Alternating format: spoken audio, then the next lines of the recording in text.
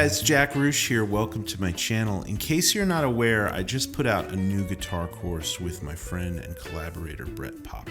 It's called Melodic Blues Soloing, and today we're going to do an abbreviated lesson that walks through the topics covered in this course. So let's get into it.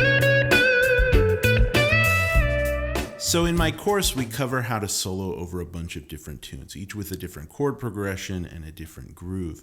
And I give you 4 approaches for soloing over each tune, starting with an entry-level beginner approach, on to some more intermediate stuff, and finally some advanced concepts. Now, this first approach is what I call key center soloing. This is where you identify the key that you're in, you find a scale that works, and start building some simple phrases.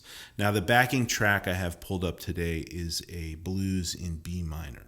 So for this first solo, I'm going to use the B minor pentatonic scale in this position right here.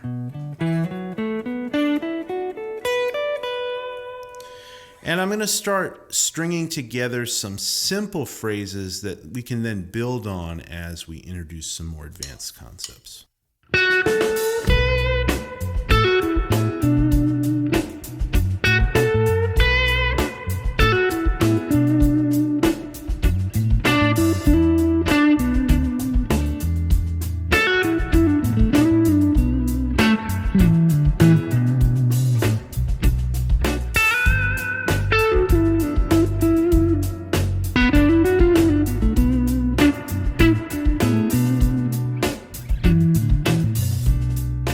So with this first solo, I'm making sure to be really intentional with my phrasing choices and, playing a phrase, leaving some space, and then using repetition to kind of build motifs and themes throughout the solo. And this is really useful in these early stages because we can start getting some phrases together that we can continue to use as we sort of add some more advanced harmonic concepts as we work through the lesson. But this, solo starts out kind of in the top part of this minor pentatonic box. Just playing some simple pentatonic blues riffs there. And then as the chord change happens, I'm not worrying too much about, targeting specific notes of the chord. I'm just playing, again, still out of the pentatonic box, and just using my ear to kind of find the notes that work over the different chords.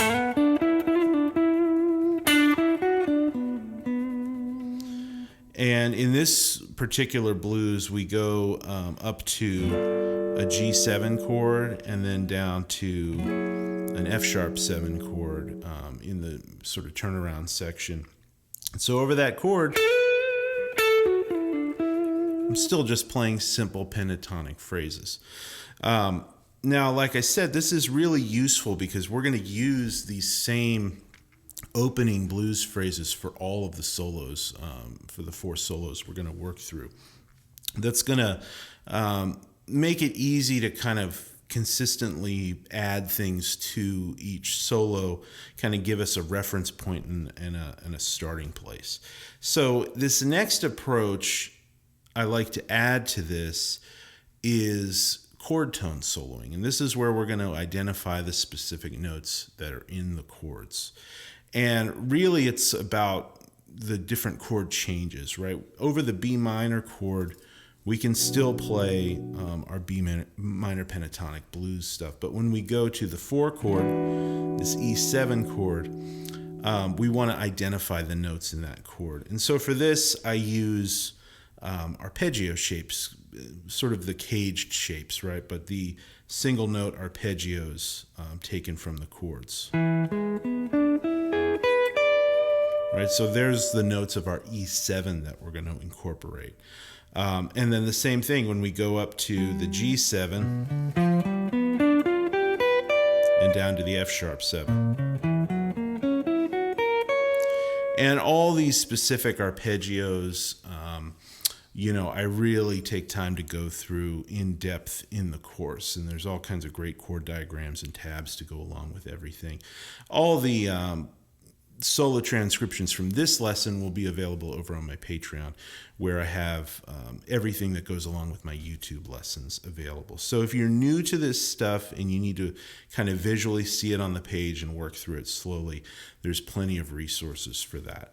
But today we're just going to kind of go over quickly the overarching concepts so you can kind of get a feel for what we tackle and what we talk about in this course. So this next solo, I'm going to use a lot of these same pentatonic blues phrases, but as the chord changes happen, you'll hear how I start introducing specific chord tones, the actual notes of the chord, the root, third, fifth, and seventh of these different chords. So here's the second solo.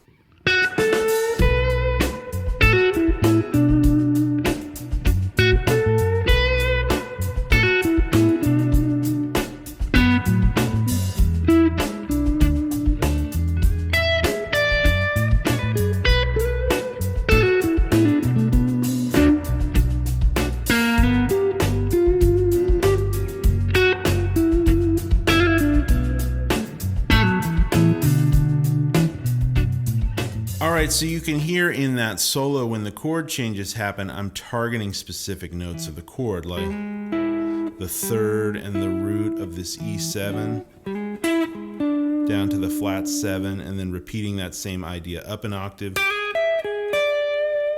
And then again, when we go to the G7, doing kind of a similar thing, and then a little chromatic thing tying together the third, and then walking down from the root to the flat 7 of that F sharp 7 chord, right?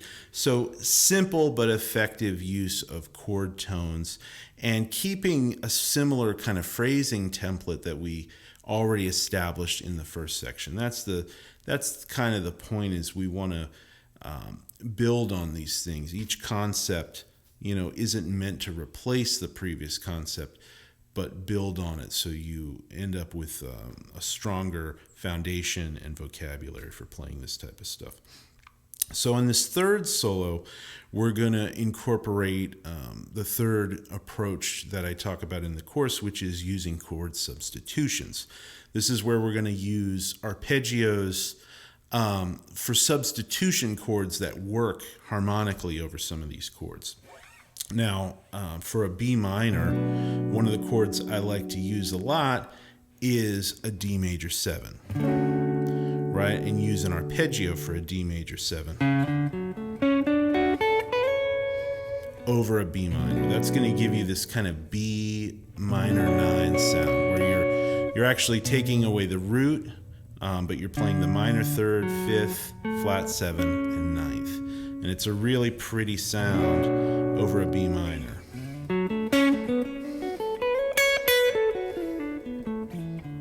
And you can tie it right in with that pentatonic blues stuff. So I'm going to use that a little bit over the B minor chord. And then over the F sharp 7, what's the dominant 5 chord of the progression, I'm going to use something I've talked about a lot on this channel, and something I teach tons of students, which is using a diminished 7th chord over a functioning dominant. And basically what that is, over this F sharp 7, we're going to play like a B flat diminished 7th arpeggio, which again, it's a symmetrical thing. You can start it on any of those notes, but in this specific case, I'm going to use it right there, kind of staying in line with this position that we're in.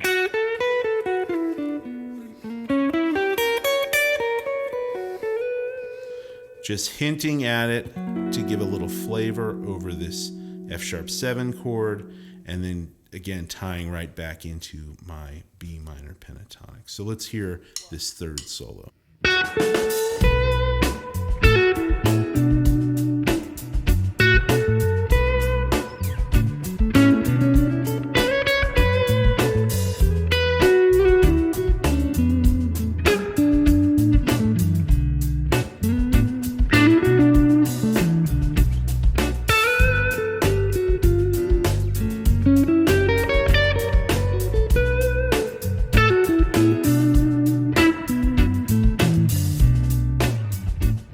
right, so for the final approach, we're going to introduce some advanced scales. This is something that we really dive into deeply in the course, and with each different song that we talk about, there's different applications of all these concepts. And we're really just scratching the surface with this particular lesson. In the course, there's about 7 hours worth of videos of me really diving deep into these concepts over a whole broad range of applications. But for this particular tune, there's two scales, but three spots where I would use some of these advanced scales. And the first scale we're going to use is the Lydian dominant scale. It's a mode of the melodic minor scale, and basically it's a major scale with a flat 7 and a sharp 4. Flat 7 is the dominant part, and Lydian is the sharp 4. So the first place we're going to use it is over this E7 chord. We're going to play an E Lydian dominant scale. And, I'm going to kind of hint at it, playing this kind of, little arpeggio lick that I like to use to outline that sound.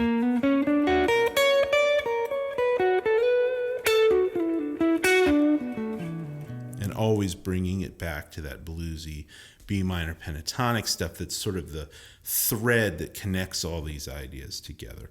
I'm going to use a similar, the same Lydian dominant scale, but over the G7, I'm going to use a G Lydian dominant scale. And I'm going to play similar ideas. Right, and then tie that into the altered scale over the F sharp chord. So, these are topics I've discussed a bunch on this channel. You can go back through videos. I've done a few specific lessons on the Lydian dominant scale and different applications of that. And of course, we dive really deep into it in the course in a few different ways. But so over the G7 chord, G Lydian dominant, and then going to the F sharp 7 chord, we use the F sharp altered scale, which is another mode of the melodic minor scale that I use a lot over a dominant 5 chord. So in this solo, we're going to use some of these things, right? Over the 4 chord, the E7.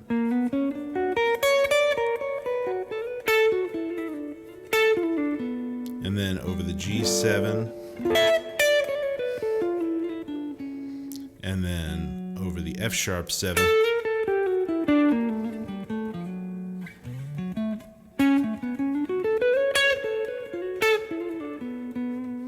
all right, so here's the fourth and final solo.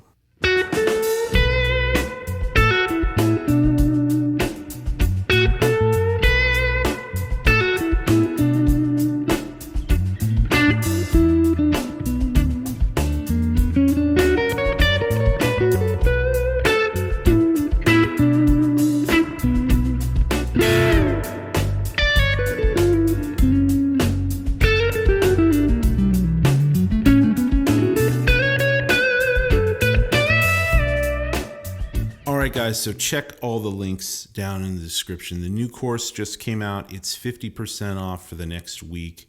Like I said, it's 7 hours long. It's super deep. It's got a little something for everybody. If you're new to playing lead guitar and new to playing blues, it's got plenty in there for you to sink your teeth into. If you've been playing for a long time and you're interested in some of these more advanced concepts, there's a lot of that in there too. There's amazing backing tracks recorded by myself and some incredible Nashville studio musicians. There's tabs and chord diagrams and arpeggio diagrams and all of that stuff included. It's all on Brett Papa's site. It's a really great interface. They do a great job with putting together the videos with all the lesson material.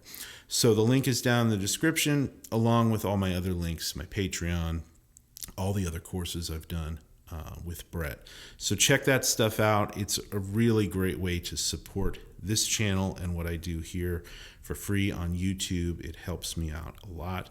So thank you guys, and until next time, happy practicing and take care.